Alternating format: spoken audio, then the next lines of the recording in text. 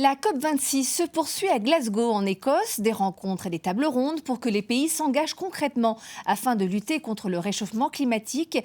L'une de nos équipes est partie là-bas, en train, pour suivre le déplacement de Léonore Mauconduit. La maire de Poitiers sera notre invitée dans un instant.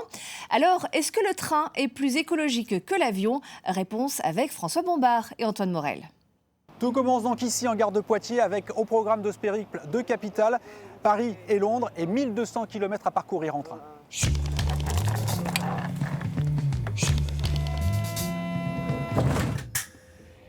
Pour rallier la troisième ville d'Écosse, si vous choisissez l'avion, il vous faudra évidemment rejoindre Paris en train. Ensuite, il n'y a pas de vol direct, il vous faudra faire une escale par l'Irlande et Dublin le plus souvent. Côté prix, l'avion reste quand même plus avantageux, 194 € contre 273 € pour le train.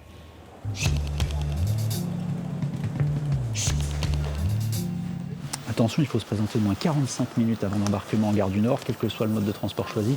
Crise sanitaire oblige, les formalités administratives sont désormais importantes. Et puis, avion ou train, à chaque fois, il vous faudra désormais un passeport pour vous rendre au Royaume-Uni.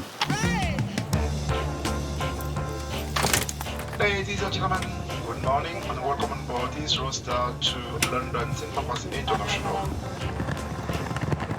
Une fois arrivé à Londres, il ne faut pas perdre de temps puisqu'il y a une dizaine de minutes de marche avant de rejoindre l'autre gare. On était à Saint-Pancras, là on va se rendre à Euston.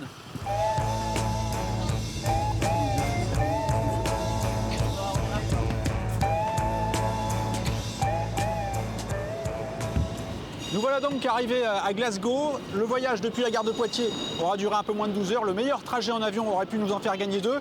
Côté bilan carbone, eh bien, la différence entre l'avion et le train, c'est que les émissions de CO2 avec le train ont été 10 fois moins importantes.